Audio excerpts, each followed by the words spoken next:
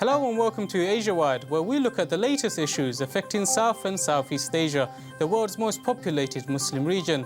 This week, we'll be looking at the booming tobacco industry in Indonesia, whose success has been sustained by children working on its farms, some from the tender age of 8. So what are the reasons? Why has it been allowed? And who is capitalizing on it? We'll explore this later on in the program. But first, the blessed Islamic month, which arrives once a year, Ramadan, is in full flow around the world. Muslims have been engaged in daily fasts, lasting from dawn until sunset. So how is Ramadan celebrated by the world's most populated region?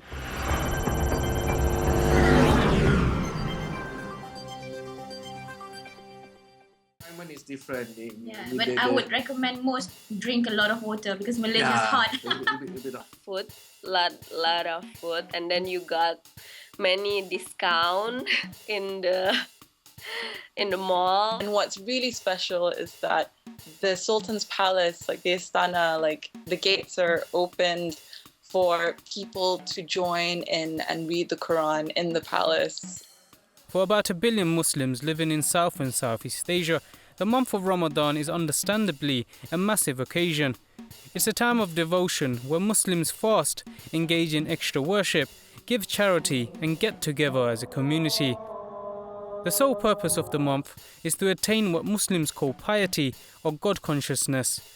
Fasting hours in this part of the world is shorter than what their Muslim brethren are experiencing in the more northern parts of the world. An average fast lasts here between 13 to 15 hours. So how does everyday life change for this month, and how is it celebrated in this part of the world? I spoke to our community to find out more. Become quieter in Ramadan month in Indonesia, especially the first week. In the first week, everybody just stay at home, breakfast with the family, do tarawih with family. But in the second week and the third week, it will become busier. Everybody like breakfast outside with their friends or old friends in college or high school. Specifically in Ramadan, the office hours are shorter. The schedule moves as usual, just like any other days in any other months, but it is more arranged. It's not a holiday month in Sri Lanka except for the Muslim schools. So it's like normal business and working days. So we have to adjust to the situations to find a balance. Month of blessings for us. So everything changes. Like we sleep less and we try to spend more time in masjid doing ibadah or at home. They changed the rules in every restaurant. They have to have a curtain that covering the restaurant. So at from 5 o'clock in the morning until 6 o'clock, all the restaurant is like closed. They have curtains that close the shop, so everybody cannot see inside when there is somebody eating inside.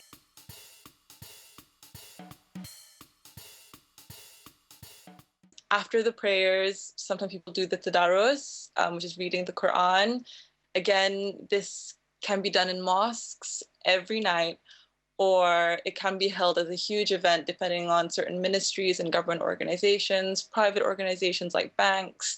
And what's really special is that the Sultan's Palace, like the Istana, like the gates are opened for people to join in and read the Quran in the palace as a huge massive tadarus there, and it's just amazing. We also have a night market. So basically there are two main places that we usually go to for a night market during this Ramadan in Singapore. One of them is around the Sultan Mosque. So Sultan Mosque is basically one of the most famous and oldest mosques in Singapore. And usually during Ramadan, they would have like a different food stalls around the mosque itself, which sells like various different local foods. It's like a trend that people will buy food for the family. They are not some family they are prepare for a meal for iftar. Some they go to this bazaar Ramadan. It's like a market. Ramadan bazaar, yeah. Ramadan bazaar. So it's like a trend. For Ramadan, special activities happen in terms of the prayers. There are extra prayers in the masjids, And like there are extra jamaats, like there are 10-day jamaat where they finish the Quran in Salah in 10 days, and there are 3 days jamaat where they finish the whole Quran in Salah in 3 days.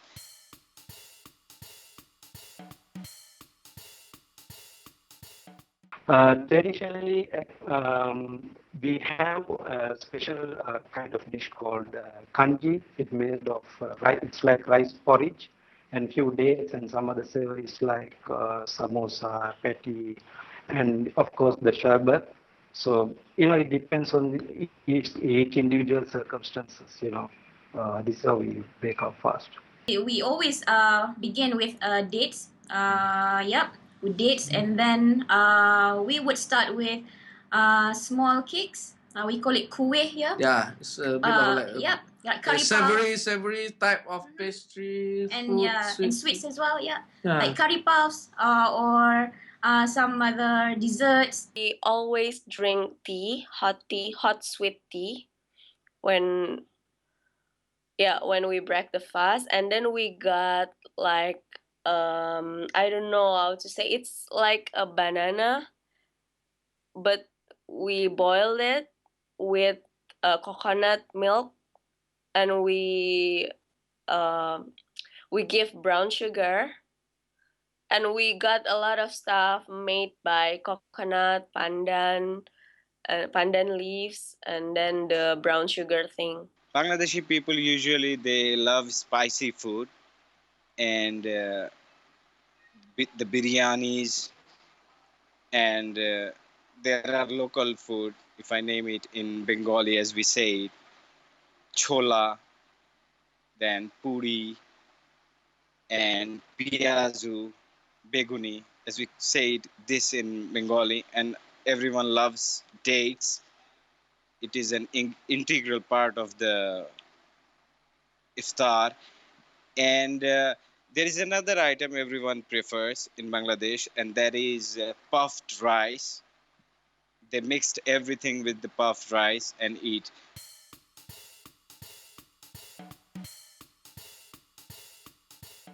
I used to not appreciate it a lot until I was away from Brunei for 3 years when I was in the UK and I was being, away from my family and friends. And what I appreciated a lot, what made me realize what I had in Brunei was that my country just accommodates so much as she can to allow not only her Muslim citizens, but also her Muslim visitors to reap Allah's rewards during Ramadan. There's just so much understanding, love, and generosity between people, both Muslims and non-Muslims, to just help the less privileged in Brunei and strengthen friendships between individuals. It's such a beautiful month, and it's a month that I will definitely miss when it passes. Of the aspects that I enjoy about during Ramadan in Singapore is just those, I guess, those night markets that kind of makes you feel like, you're actually in Ramadan month. But apart from that, nothing much really, because when you go around Singapore, in some places, I mean, in most of places, I guess, you can't really kind of feel like you're in Ramadan month because, not many people actually doing, fasting. It's always about getting together with friends, with families, with even my housemates. I have 3 housemates, so we rarely see each other. We have been living for a year together, but yeah, we rarely even have a meal together. But specifically in Ramadan, it's a bit special that we cook for sahur and we cook for iftar. The ukhuwah. It's the ukhuwah that's The togetherness, special to me. in the family members or the house members. Like when I was still bachelor, single, like I would get together, everyone iftar together and sahur together. And then for me, on the healthy side, I usually lose weight, 4 to 5 kilos,